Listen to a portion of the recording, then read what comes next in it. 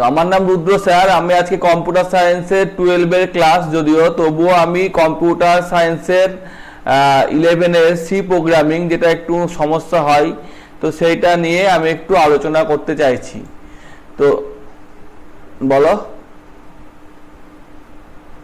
আচ্ছা, তো এই সি প্রোগ্রামিং নিয়ে আমি আলোচনা করতে চাইছি। তো প্রথমে আমি একটা এমটি ফাইল নিয়ে নিলাম। এমটি ফাইল নিয়ে নেওয়ার পর আমি এখানে ফাইলে গিয়ে সেভ ফাইল করলাম, দিয়ে আমি হয়তো এখানে লিখলাম যে 12_c.c। তো এটা আমি সেভ করলাম। এবার আমি এখানে লিখছি, এগুলোকে প্রিডিফাইন হেডার ফাইল বলে। ইনক্লুড লেখা যদি বড় না আসে একটু বড় করে দিচ্ছি। ইনক্লুড stdio.h স্টুডিও এইচ, কোন এইচ দিতেও পারি না দিতেও পারি। আমি কোন এইচ দিলে আমার প্রোগ্রামটা আমি exe ফাইল বানিয়ে রান করাতে পারি। তো আমি কোন এইচটা দিয়ে দিচ্ছি, ঠিক আছে। যেহেতু অনেক বইও থাকে এবং অনেক জায়গায় না দিলে অসুবিধা করে, সেই জন্য CONIO console base input output file কোন এইচ। তারপরে কিছু না দিলেও মেন হচ্ছে INT টাইপের মেন হয়, তো মেন দিলাম। মেন MAIN মেন দিলাম। মেন দেওয়ার পরে আমি এখানে লুপ সম্পর্কে কিছু আলোচনা করব।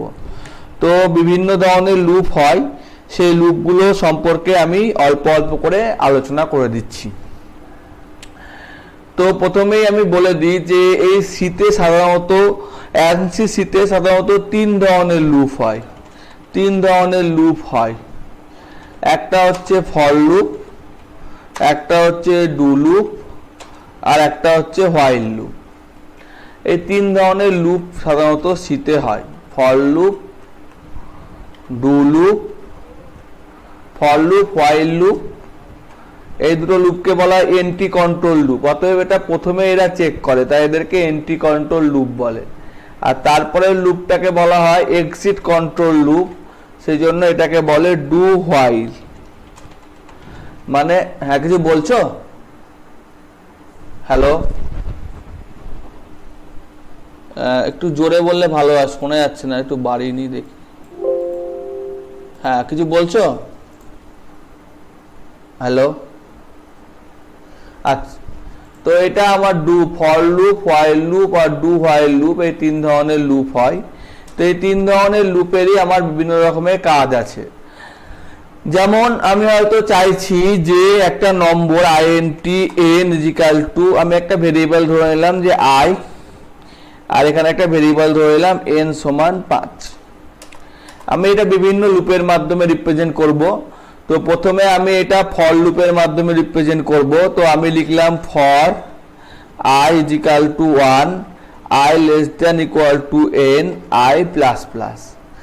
এই i++টা এইভাবেও লিখতে পারি, আমরা বিভিন্নভাবে লিখতে পারি। যে এখানে লিখতে পারি i + 1 লিখতে পারি, এটা লিখতে পারি i i+1 লিখতে পারি, এটা লিখতে পারি i i+3 লিখতে পারি। তো এরকম আমরা লিখতে পারি। তো এই জিনিসগুলো আমরা এখানে লিখতে পারি, বা এই জিনিসগুলো আমাদের পক্ষে পসিবল, সেইগুলো আমি এখানে লিখে দিলাম যে এখানে i++ এর জায়গায় আমরা এই জিনিসগুলো লিখতে পারি। এবং এখানে দুটো অপারেটর হয়, একটা হচ্ছে পোস্ট ইনক্রিমেন্ট আর একটা হচ্ছে প্রি ইনক্রিমেন্ট। একটা i++ হয়, একটা প্লাস i হয়। এটা হচ্ছে প্রি ইনক্রিমেন্ট আর এটা হচ্ছে পোস্ট। এটা হচ্ছে প্রি মানে পূর্বে ইনক্রিমেন্ট হবে, তারপরে এক্সিকিউট হবে, আর এটাকে বলছে পোস্ট, এটা হচ্ছে পোস্ট ইনক্রিমেন্ট। তাহলে একটা প্রি ইনক্রিমেন্ট, একটা পোস্ট ইনক্রিমেন্ট, ঠিক আছে। এবার আমরা এখানে এই ফর লুপের জায়গায় জাস্ট একটা ব্র্যাকেট ব্যবহার করব। যখনই আমাদের অনেকগুলো হবে তখন ব্র্যাকেট ব্যবহার করব। এবং আমি এখানে লিখলাম যে printf, ভালো করে দেখো আমি বুঝিয়ে দিচ্ছি। হ্যাঁ, printf %d/t মানে ট্যাব দেবে, কমা i ভেরিয়েবলটা প্রিন্ট করবে। তারপরে আমরা এখানে লিখলাম printf এবং এখানে লিখলাম যে /n, একটা = সাইন দিলাম /n। তারপরে এই লুপটাকে থামাবার জন্য আমরা দিলাম getch মানে লুপটা থামলো। এবার আমি এইটাকে যদি রান করাই তাহলে আমি দেখতে পাবো যে এইখানে আমার এই 1 2 3 4 5টা প্রিন্ট হয়েছে।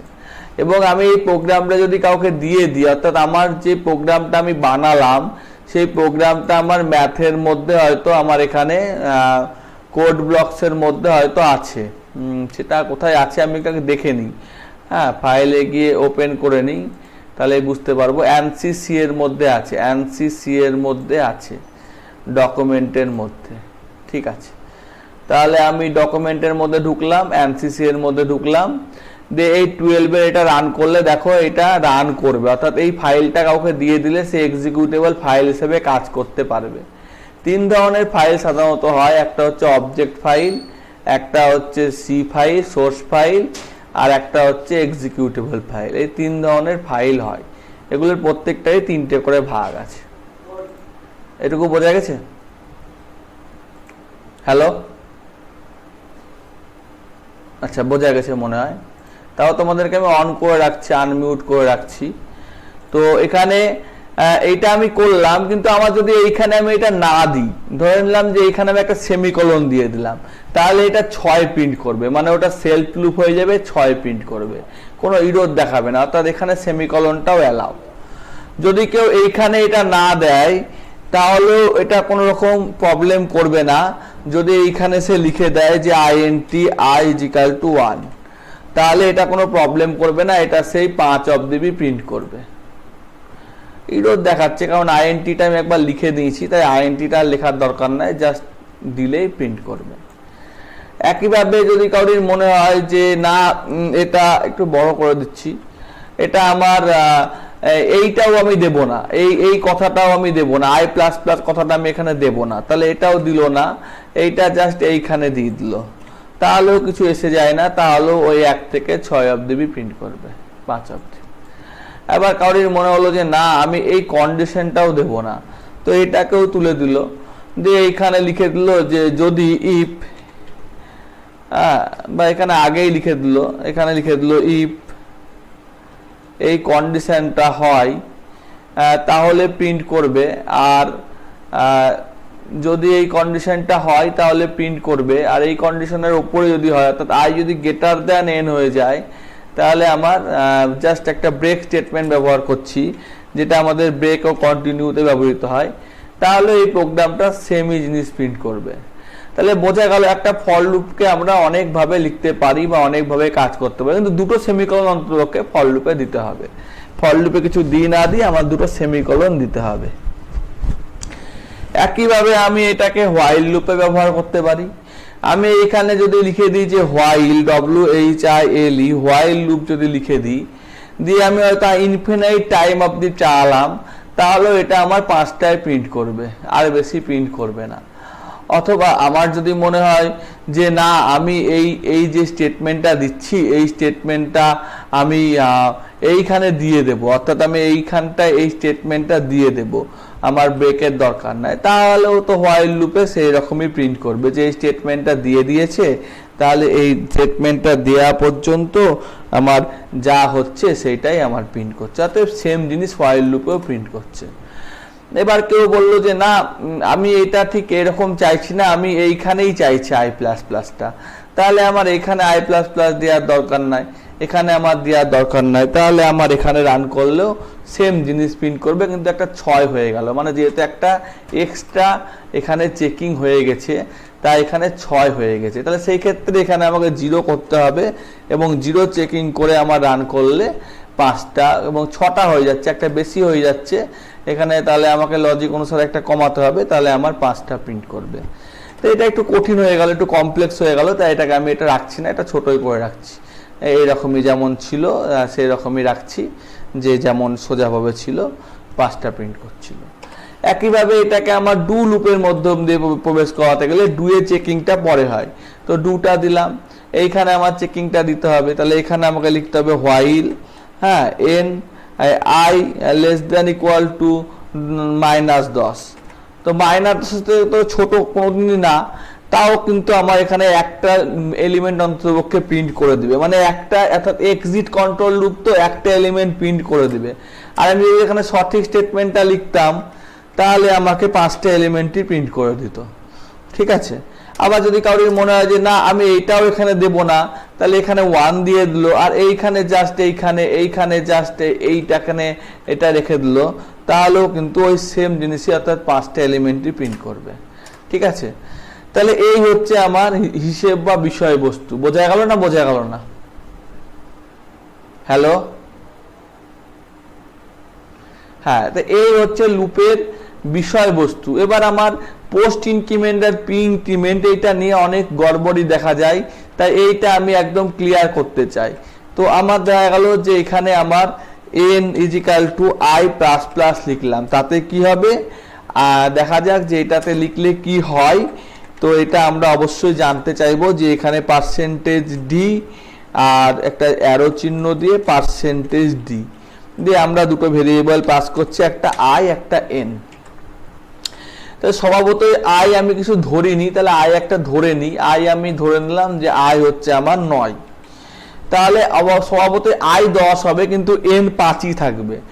i 10 হবে, n 9 থাকলো, বাড়লো না, 9ই থাকলো, সরি ওভার রাইট হলো, কিন্তু 10 হলো না। অর্থাৎ i আগে বেড়ে গেল, তারপরে n এ ঢুকলো, এরকম না, i আগে ঢুকে গেল, অর্থাৎ 9 আগে n এ ঢুকে গেল, তারপরে বাড়লো, সেই জন্য এটা হয়েছে 10 9। কিন্তু এটা যদি আমি এটা একইভাবে ++ i লিখি, তাহলে আগে ঢুকে গেল না, আগে বেড়ে গেল, তারপর ঢুকলো, তাহলে দুটোই 10 হবে, দুটোই আমার 10 হবে। একইভাবে এটা আমার মাইনাসের ক্ষেত্রেও প্রযোজ্য, মাইনাসের ক্ষেত্রে করলে দুটোই 8 হবে। আবার আমি যদি এখানে মাইনাসটা পরে দিই, তাহলে সেই ক্ষেত্রে দেখা যাবে যে একটা 8 হবে, একটা 9 হবে, একটা 8 হবে, অর্থাৎ প্রথমটা একটা 8 হচ্ছে আর একটা 9 হচ্ছে। এইরকম বিষয়বস্তু লক্ষ্য করা যায়।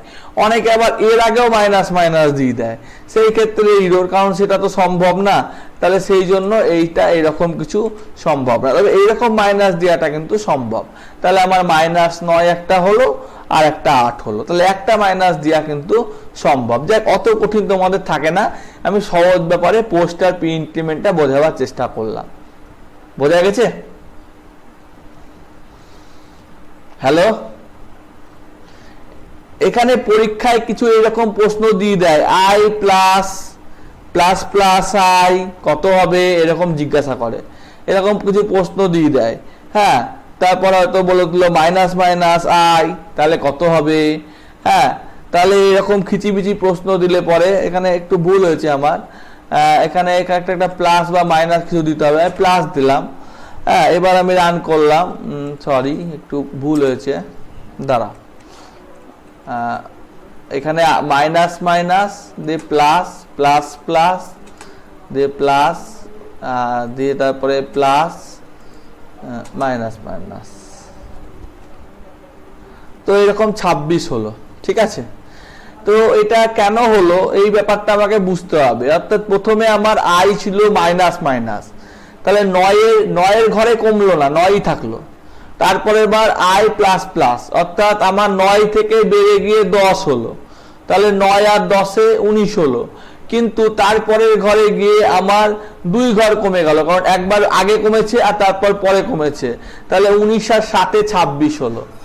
কিন্তু আমার এনে কি ঢুকলো, এনে আমার লাস্টের ভ্যালুটা বা আমার ফার্স্টের ভ্যালুটা ঢুকলো বা লাস্টের ভ্যালুটা। এখানে লাস্টের ভ্যালু যদি আমি এই দিক থেকে এক্সিকিউট করতে যাই লেফট হ্যান্ড থেকে, তাহলে আমার 9টা প্রথমে কমে গিয়ে 8 হয়েছে, এই 9টা কমে গিয়ে আমার 8 হয়েছে, তাহলে 8টা আমার এনে ঢুকলো। তারপর 8টা বেড়ে গেছে, তাহলে 8টা 9 হয়েছে, তাহলে 8 আর 9 কত হলো, 8 আর 9 হলো কত, 8 আর 9 যোগ করলে হচ্ছে এটা আমার হচ্ছে 16 17। তারপরে আবার এক ঘর কমিয়ে এখানে 17 আর 8-এ আমার কিন্তু 25 হবে, তাহলে এই দিক থেকে এক্সিকিউট হয়েছে, কিন্তু ঢোকার বেলা এই দিক থেকে ঢুকেছে। অর্থাৎ আমি এই দিক থেকে এটা বললাম, প্রথমে মাইনাস কিছু হয়নি, 9, তারপর 9 বেড়ে 10 19, 19-এর পর 7 2 ঘর কমবে, তাহলে আমার হলো 26। এইরকম প্রশ্ন পরীক্ষায় হামেশাই দেয় এবং এগুলো 1 নম্বর 2 নম্বর থাকে। তো এটা আমি মিটিয়ে দিলাম। তো এই হলো লুপস এবং লুপসের পর এইরকম ইনক্রিমেন্ট। এবার আমি লুপসের আরো কিছু জিনিসপত্র দেখাতে চাইবো, যেটা দেখলে হয়তো সুবিধা হবে। সেটা হচ্ছে আমি একটা সিম্পল, হয়তো আমি একটা ফর লুপ নিতে পারি, হোয়াইল লুপ নিতে পারি, ডু লুপ নিতে পারি। তো আমি হয়তো হোয়াইল লুপ নিলাম। হোয়াইল লুপে আমি লিখলাম যে যে আমার আই যতক্ষণ পর্যন্ত এন এর থেকে ছোট থাকবে। তো ঠিক আছে, যতক্ষণ পর্যন্ত ছোট আছে ছোটই আছে।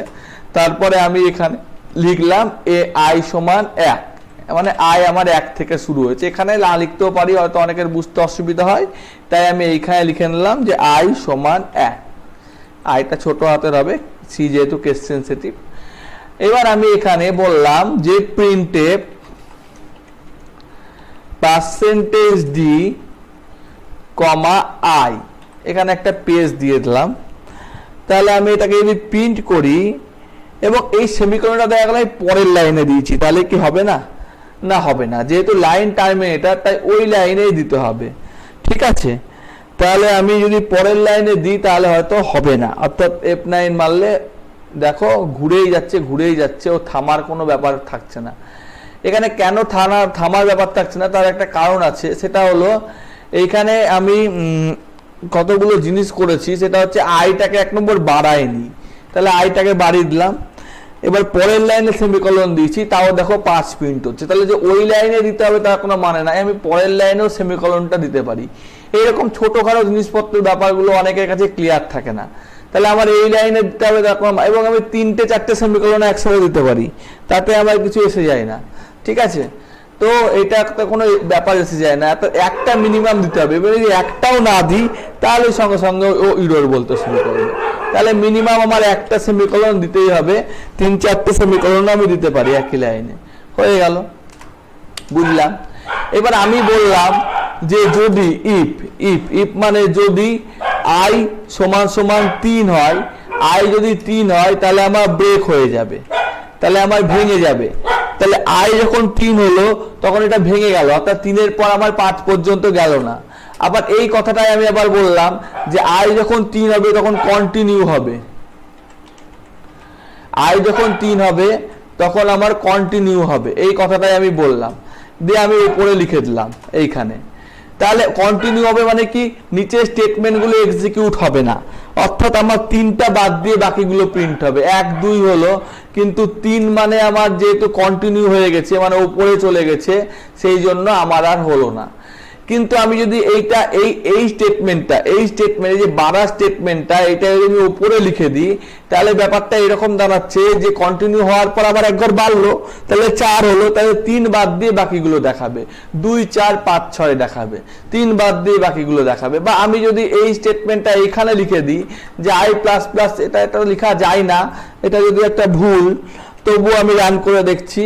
তো এখানে দেখো 2, এটা ভুল, যেহেতু এটা লেখা যায় না, এটা গন্ডগোল করে দিচ্ছে প্রথমেই, এটা লেখা যাবে না, এটা এক প্রকার ভুল। তো আমি এইটা যদি লিখি তো তাহলে আমার সেটা দেখাবে যে 3 বাদ দিয়ে বাকিগুলো দেখাবে। আমি যদি বলি যে i = 3 অথবা i = 1, তাহলে 1 আর 3-এর ক্ষেত্রে এক্সিকিউট হবে না। তাহলে আমি যদি রান করি তাহলে 1 আর 3টা বাদ দিয়ে দেখাবে, অর্থাৎ 2, 4, 5, 6, 1 আর 3 আর দেখালো না। এটুকু বুঝতে কোনো অসুবিধা আছে? হ্যালো,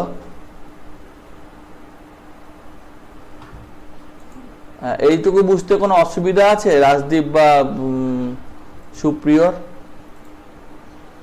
এগুলো ছোটখাটো জিনিস, এইগুলো যদি পরিষ্কার ধারণা থাকে তাহলে এই যে ব্রেক কি, কন্টিনিউ কি, আবার সিতে আর একটা স্টেটমেন্টও হয় যেটা আমরা ব্যবহার করি যে লুপের জন্য, সেই লুপটা আমরা গো টু স্টেটমেন্টের মাধ্যম দিয়ে করতে পারি।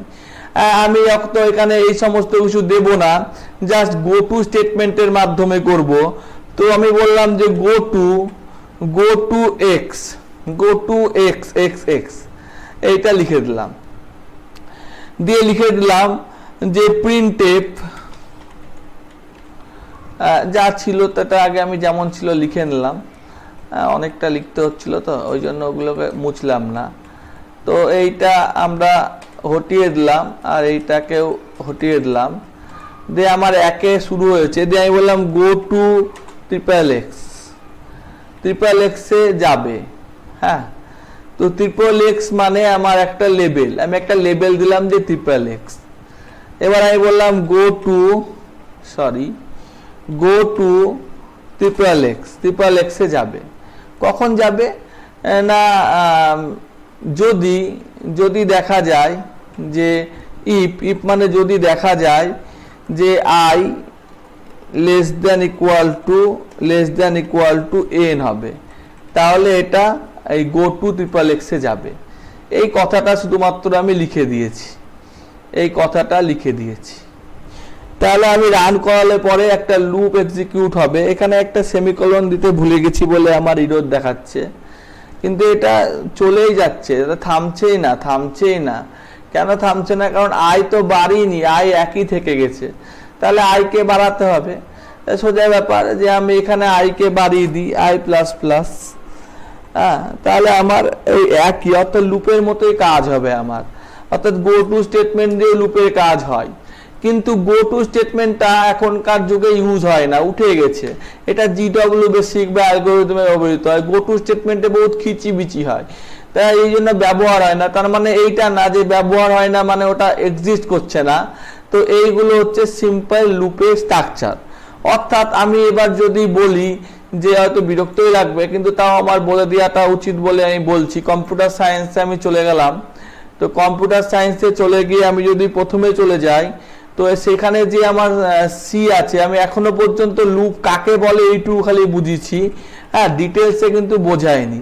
তো সেইখানে যে সি আছে, সেইখানে আমার কনসেপ্ট অফ ফ্লোচার্ট অ্যালগরিদম, এখানে গোটু লাগতে পারে, ডেটা টাইপ হয়ে গেছে, হেডার ফাইল হয়ে গেছে, ইনপুট আউটপুট হয়ে গেছে, কন্ট্রোল স্ট্রাকচার মানে ই পাস সুইচ, লুপস। তো লুপস কথাটুকু শুধু দিয়ে ছেড়ে দিয়েছে, কিন্তু এই লুপসের মধ্যে যে এতগুলো ভাগ, এবং শুধুমাত্র আমি লুপসের আজকে 100%-এর মধ্যে আমি নিজে হয়তো 100% জানি না, তো 100%-এর মধ্যে আমি হয়তো 5% করালাম। তারপরে ফাংশন আছে, অ্যারে আছে, basic concept, pointer, string, structure এবং প্রবলেম সলভিং আছে। তো আজকে আমি হয়তো অতটা নিজেই করালাম না, নিজেই হয়তো আমি 100% জানি না, তো আমি 1% করালাম এবং আমি ডিটেলসে বোঝাতে চাইলাম যে জিনিসগুলো কি এবং জিনিসগুলো দিয়ে কি হয়। তো আমি আবার কন্ট্রোল জেড মেরে চলে যাচ্ছি আন্ডু অবস্থায়, এবং সেইখান থেকে আমরা লুপের কিছু জিনিসপত্র শিখব।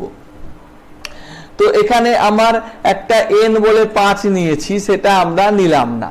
এখানে এই পোস্ট ইনক্রিমেন্ট, প্রি ইনক্রিমেন্ট ব্যাপারটা অনেকেই বুঝে গেছে, এটা মুছে দিলাম। এখানে i = 1, এটাও আমি দিলাম না।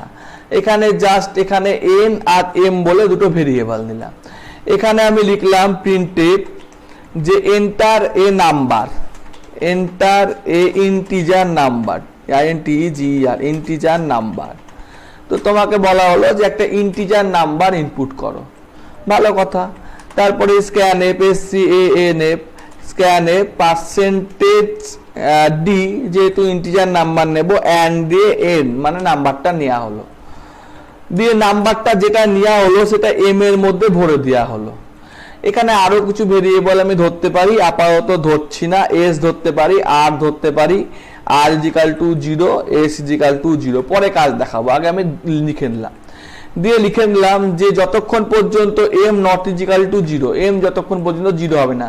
এর উপর আমার একটা ভিডিও টিউটোরিয়াল আছে, তোমরা দেখতে পারো যদি মনে হয় তো দেখতে পারো। তো আমি আপাতত অত যাচ্ছি না। তো এখানে আমি লিখছি, এখানে একটা কিউ বলেও ভেরিয়েবল ধরে নিলাম, আমার জাভার উপর হয়তো আছে, এটা কিউ বলেও ধরে নিলাম। তো আমি লিখছি যে কিউ = m %10, মানে m এর ভাগশেষটা গেল। তারপরে আমি বললাম যে যা আছে হয়েছে, ভালোই হয়েছে, এবার এখানে কিউটাকে প্রিন্ট করো। তো কিউটাকে প্রিন্ট করলো। তারপরে বললাম m যা আছে তাকে 10 দিয়ে ভাগ করো। এই কথাটুকু বলে আমি ছেড়ে দিলাম। আমি এবার যদি রান করি তাহলে দেখতে পাবো যে আমি যে নাম্বারটা দেবো সেটা উল্টো দিক থেকে দেখাবে। বোঝা গেছে?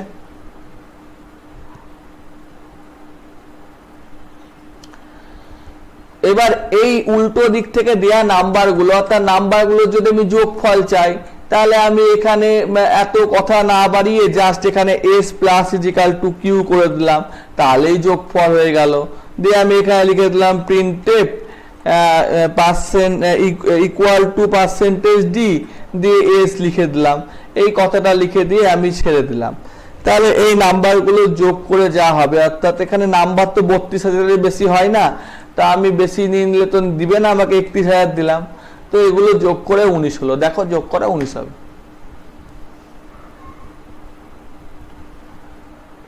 এবার এখানে যেহেতু এটা 4 বিট কম্পাইলার, এখানে হয়তো 19-এর বেশিও হয়তো হবে, অর্থাৎ 1 2 3 4টে নাম্বার হয়তো হয়ে যাবে, ঠিক আছে, 4 15। এটা যেহেতু 4 বিট, মানে সাধারণত 32,000 বইয়ে লেখা থাকে, কিন্তু আমার এখানে লিনাক্সের কোড ব্লক চলছে যেখানে 4 বিট। আমি সাইজ অফ দিয়ে দেখিয়েছিলাম কি এর আগের দিন, দেখায়, ভালো কথা।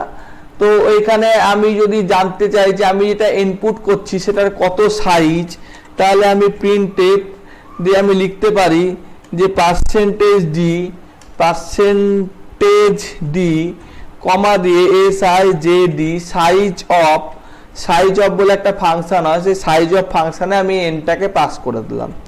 তাহলে আমি রান করলাম, যে আমি চাই দিয়ে এখানে বলে দিচ্ছে যে সেটা 8টা নিয়েছে। 8টা আসলে নেয়নি, যেটা সাইজ অফ নেয় এনের তার থেকে সেইটা দিয়েই, মানে যেহেতু এটা একটা ভেরিয়েবল, এরকম দুটো ভেরিয়েবল হতে পারে, এখানে বাই এইটা লিখতে হয়। তো বাই লিখলে আসবে না, এখানে যেহেতু 2 ভেরিয়েবল তাহলে এটা 4টে করে নিচ্ছে। অ্যাকচুয়ালি অ্যারে নিলে আমি ব্যাপারটা ঠিক বুঝতে পারতাম, তো যেহেতু আমি অ্যারে নিইনি সেই জন্য আমি মোটামুটি মুখেই বলে দিচ্ছি যে এটা 4টে করে নিচ্ছে হিসেব মতো, ঠিক আছে, এবং 4টে করেই নিচ্ছে সাইজ অফ ফাংশন। আমি পরে হয়তো ডিটেলসে আলোচনা করব। যে যাই হোক, আমরা যতগুলো নাম্বার দিলাম তার যোগ করলো। একইভাবে আমি সেগুলো যোগ যদি করি তাহলে যোগ যেমন করতে পারছি সোজা হিসেব, সেরকম এটা রিভার্স করব। তো রিভার্স মানে হচ্ছে যে রিভার্স যা আছে তাকে 10 দিয়ে যোগ করে কিউ যোগ করো, তাহলে এরপর আমার রিভার্স, এটা হচ্ছে আমার রিভার্স। আমি এখানে লিখে দিলাম রেপ ইকুয়াল টু সামথিং। তো এবার আমি নাম্বারটাকে রান করলাম। তো এই নম্বরটা আমার দরকার নাই, এইটা আমার দরকার নাই, তো আমি এইটাকে বন্ধ করে দিলাম, রান করলাম। আমি এখানে যে নম্বরই দিলাম সেটা রিভার্সটা দেখালো না, উল্টো দেখালো, ভুল দেখালো। তো এখানে কেন ভুল দেখালো দেখি, r=0 ধরেছি, তারপর আমরা m এর ভাগশেষ তুলেছি, তো ঠিকই আছে।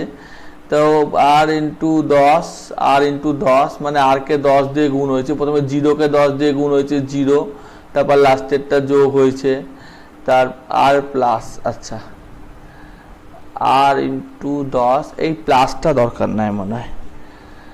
তো আমরা এটা দিচ্ছি, এটার উল্টোটা দেখাচ্ছে, ঠিক আছে, অর্থাৎ যেই নাম্বারটা দেব সেই নাম্বারটার উল্টোটা দেখাবে। আমি যে নাম্বারই দিই, বেশি দিয়ে দিলাম, অত বেশি হবে না, তো এইটারও উল্টোটা দেখাচ্ছে, লাস্টের সামনের জিরোর কোনো ভ্যালু নাই সিতে, সেই জন্য এরকম দেখাচ্ছে। এবার আমি এইটাকেই জাস্ট চেক করে নিচ্ছি যে এখানে যে যদি আমার এই রিভার্স r=n হয়, তাহলে আমি বলতে পারি যে PRINTF প্যালিন্ড্রম, PALINDROM, তাহলে আমি প্যালিন্ড্রম বলতে পারি। আর না হলে আমি নট প্যালিন্ড্রম বলতে পারি, অর্থাৎ এলস পার্টে আমি বলতে পারি যে এটা আমার প্যালিন্ড্রম নয়, নট প্যালিন্ড্রম, এই কথাটা আমি বলতে পারি। তো এই প্যালিন্ড্রম বানানটা হয়তো ভুল আছে, সেটা আমি ইংরেজিতে কাঁচা আছি, তো ওইখানে বানানের সাথে সেমিকোলনও ভুল আছে, যাই হোক সেটা ঠিক করে নিই। তারপরে আমরা রান করলাম। তো আমরা এখানে একটা নাম্বার দিলাম, বলো, হ্যাঁ, উল্টালে যদি ওই নাম্বারটাই আসে তাহলে সেটাকে প্যালিন্ড্রম বলে, আর না হলে সেটাকে নট প্যালিন্ড্রম বলে। তো আমরা এখানে নাম্বার দিচ্ছি 131, তাহলে এটা প্যালিন্ড্রম নাম্বার, উল্টালে ওইটাই আসছে। আর যদি আমি এখানে নাম্বার দিই 125, তাহলে উল্টালে প্যালিন্ড্রম হচ্ছে না, তা নট প্যালিন্ড্রম হচ্ছে, বোঝা গেছে।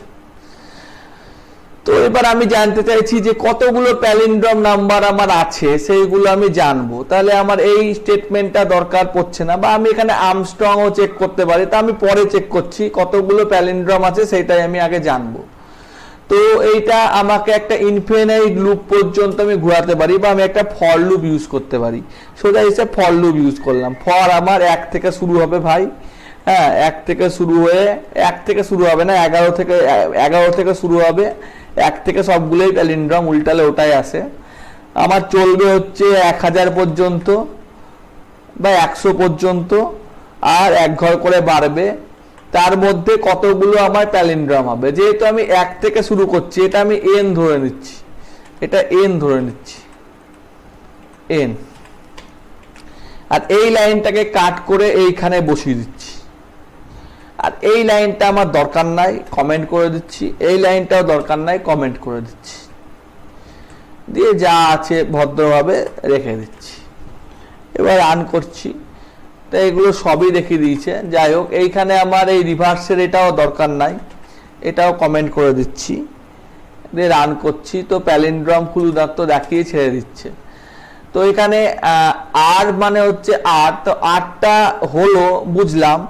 তারপরে তো 8টাকে আবার 0 করে দিতে হবে, নাহলে 8টা তো থেকেই যাবে। তো সেই জন্য এখানে তাও প্যালিন্ড্রমই দেখাচ্ছে। আচ্ছা, কি প্যালিন্ড্রম দেখতে পাচ্ছি না, সেইটা আমি এখানে করে দিচ্ছি যে %d-টা প্যালিন্ড্রম, %d প্যালিন্ড্রম, সেই %d-টা হচ্ছে n। তাহলে এখানে ভুল লিখেছি, এখানে একটু ভুল লিখে দিয়েছি।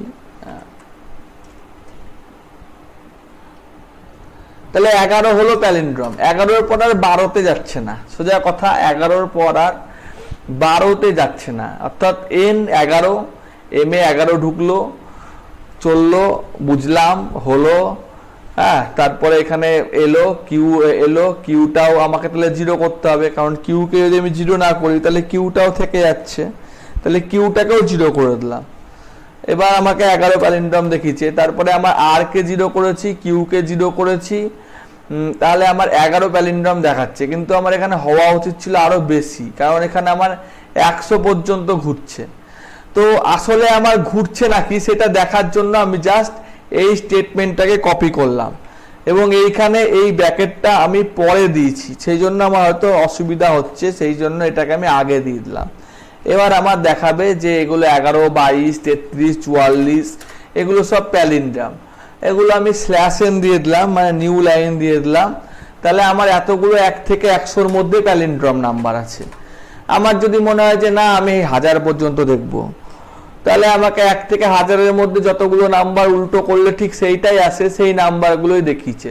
ততএব এইগুলো হচ্ছে সব প্যালিন্ড্রম নাম্বার 1 থেকে 1000-এর মধ্যে আছে। একইভাবে আমি আর্মস্ট্রং নাম্বার চেক করব। আর্মস্ট্রং নাম্বার মানে হচ্ছে কিউ এর 3টে, মানে আর যা আছে তার সাথে কিউ এর 3টে গুণফল করলে আর্মস্ট্রং নাম্বার আসে, কিউকে 3 বার গুণ করলে। করে দিলাম, দিয়ে যদি সমান হয় তাহলে আর্মস্ট্রং। তাহলে এখানে আমি জাস্ট প্যালিন্ড্রমের জায়গায় লিখে দিলাম ARMSTRONG, এই কথাটা লিখে দিলাম, রান করলাম। তাহলে এইগুলোই আর্মস্ট্রং নাম্বার, অর্থাৎ এগুলোকে ভেঙে 1-এর কিউব, 5-এর কিউব আর 3-এর কিউব যোগ করলে 153 হয়, 3-এর কিউব, 7-এর কিউব আর 0-এর কিউব যোগ করলে 370 হয়, 3-এর কিউব, 7-এর কিউব আর 1-এর কিউব যোগ করলে 371 হয়, 4-এর কিউব, 0-এর কিউব আর 7-এর কিউব যোগ করলে আর্মস্ট্রং হয়। তাহলে এটা আমার ডবল ফর লুপের একটা এক্সাম্পল হয়ে গেল, অর্থাৎ ফরের মধ্যে ফর। তো তোমাদের বাড়িতে আমি একটা কাজ দিতে পারি যে তোমরা এখানে প্রাইম নাম্বার বের করে দাও, 1 থেকে 1 লক্ষের মধ্যে যতগুলো প্রাইম নাম্বার আছে সেগুলো বের করে দাও, বা এদের যোগফল ও গুণফল যোগ করে যদি ওই নাম্বারটা আসে তাহলে ম্যাজিক নাম্বার। এরকম বহুত প্রশ্ন তোমাদের পরীক্ষায় আসে, সেইগুলো করতে গেলে ঠিক এই লজিকগুলোই কাজে লাগবে। বোঝা গেছে? এটা আমার লাগছে না। হ্যাঁ, আমি এগুলো মুছে দিচ্ছি, যাতে ছোট করে একবার দেখে নেওয়া যায় ওভারভিউটা।